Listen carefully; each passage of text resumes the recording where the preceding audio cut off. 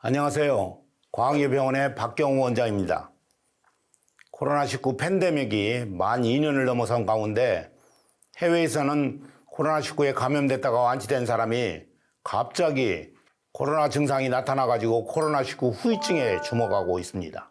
이들이 장기 코로나 즉 롱 코비드 신드롬의 증상을 보이고 있다는데요. 그래서 오늘은 코로나 후유증인 롱 코비드 신드롬을 효과적으로 해결할 수 있는 방법에 대해서 이야기해 드리고자 합니다. 일단 코로나19에 감염되면 가볍게 무증상으로 지나가는 사람도 있고 호흡기 기능장애, 혈전의 합병증, 다발성 장기인 부종과 같은 매우 심각한 중증 상태로 악화되는 사람도 있을 정도로 개개인의 차이가 굉장히 심합니다.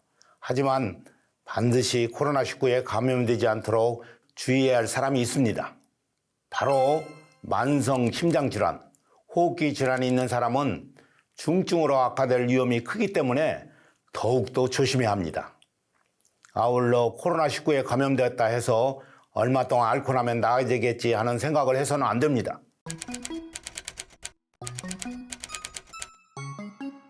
결코 그렇지 않습니다. 코로나 감염 후에도 다양한 증상들이 계속 나타나고 있다는 보고가 되고 있기 때문입니다. 영국의 경우에는 10% 정도가 지속적인 증상을 나타내고 이탈리아 경우에는 좀 다르긴 하지만 코로나 감염 후 병원 치료를 받아 퇴원했어도 약 87%가 적어도 1개 이상, 한 50%에서는 3개 이상의 증상이 나타났다고 합니다. 이렇듯 오랫동안 코로나19 증상이 나타나는 것을 의학계에서는 주로 롱 코비드 증후군이라고 부르고 있습니다. 최근에 NICH에서 즉 영국 국립보건임상연구소에서 발표한 관련 증상 내용을 살펴보면은 코로나19 발병일부터 12주 이상 증상이 지속되면은 포스트 코비드 증후군, 4주에서 12주 이상 증상이 지속되면은 진행 중인 코비드 증후군이라고 합니다. 그리고 오늘 여기서 가장 중요하게 이야기할 롱 코비드 증후군은 두 가지를 합쳐가지고 4주에서 12주 이상의 증상이 지속되는, 즉 장기간의 증상이 지속되는 경우를 모두 포함하고 있습니다.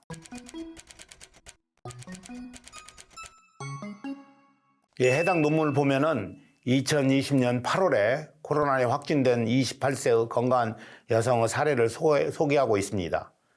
확진 초기에는 발열, 기침, 근육통, 발진, 후각 상실과 같은 증상을 보였다 합니다. 그런데 이상한 것은 NIC의 지침에 따라서 추천하는 모든 검사와 진찰에도 불구하고 이와 같은 증상을 명확하게 설명할 수 없었습니다. 왜냐하면 다중 혈액검사, 엑스레이와 같은 화상검사, 그다음에 호흡기, 심혈관에 관한 모든 검사에도 모두 정상이거나 이상 소견이 없었기 때문입니다. 그래서 의료진은 이런 환자에 대해서 롱 코비드 증후군이라는 결론을 내렸습니다.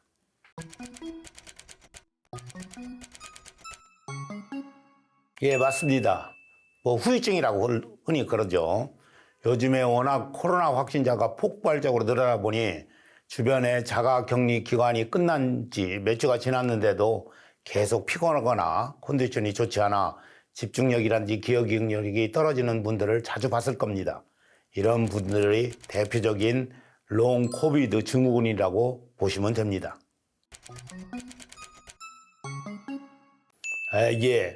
코로나 환자의 장기적인 증상과 영향에 대해서는 그중에서 가장 대표적인 5가지 증상만 본다면은 만성 피로가 가장 높고요.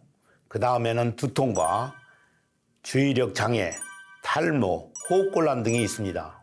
아울러 코로나에 걸린 개인의 약 80%는 발병 후 2주 동안 최소한 하나 이상의 증상을 나타낸다고 합니다. 롱 코비드 증후군 환자에서 관찰되는 증상은 만성 피로 증후군과 유사합니다. 롱 코비드 증후군의 원인에서 가장 중요한 것이 바로 면역체계의 교란입니다. 면역체계의 교란으로 혈청 내에 생성된 항체가 정상세포를 공격합니다. 이것을 자가 면역 반응이라고 하는데, 자가 면역 반응으로 만성 염증이 발생하는데, 만성 피로 증후군도 일종의 만성 염증의 결과라고 볼 수 있습니다. 즉, 롱 코비드 증후군은 미세 혈전, 면역 체계의 교란, 코로나 감염 지속, 신진대사 장애 등으로 발생하게 됩니다.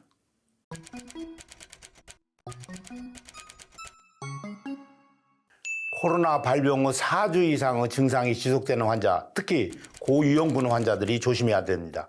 즉 당뇨라든지 심장질환, 호흡기 질환과 같은 기저질환이 있는 환자에서는 이런 증상이 나타나면 우선적으로 의료적인 조치를 취하도록 권장하고 있습니다. 특히 예를 들면 관상동맥의 환자의 경우 코로나 후유증으로 증상 악화가 자주 발생하는데 흉부 통증이 있으면은 이게 관상동맥에 이상이 있는 걸로 생각하고 더욱더 빠른 의료적인 조치가 필요합니다. 저희 광해병원 면역통증센터는 양한방 협진에 기초한 융합의학을 기반으로 합니다. 또한 생체전류치료와 난화 무기물 기반의 전문 한의약품인 백금청을 병행하여 활용하고 있습니다. 이 두 가지 모두 공통적으로 면역력 증진과 안정화 효과가 있는데요. 특히 백금청의 경우에는 코로나 감염 후 면역체의 교란으로 생성된 혈정항체가 정상세포를 공격하는 과민 반응, 자가 면역 반응을 억제하는 효과가 있고, 이 과정에서 발생하는 만성염증을 치료하는 강력한 항염증 효과를 동시에 가지고 있습니다. 즉 면역체계의 안정화와 항염증 효과를 통해 코로나 후유증을 근본 치료하는 뿌리 치료라고 말할 수 있습니다. 그리고 생체 전류 치료는 미세 혈류 개선으로 세포를 재생하고 부종 감소하고 체액의 pH 변화를 통해서 내분비 대사 기능의 회복에도 도움을 줄 수 있습니다. 오늘은 대표적인 코로나 후유증으로 롱 코비드 증후군이 무엇이며 롱 코비드 증후군의 증상과 해결 방안에 대해 자세히 설명드렸습니다. 워낙 롱 코비드 증후군의 증상이 다양하고 좀 더 다양한 시각에서 대처와 관리가 필요하겠지만은 포기하지 마시고 나노화 무기물이나 생체 전류 치료 도움을 받았으면 좋겠다는 말씀을 드리며 오늘 이야기는 이만 마칠까 합니다. 지금까지 광해병원 박경호 원장이었습니다. 고맙습니다.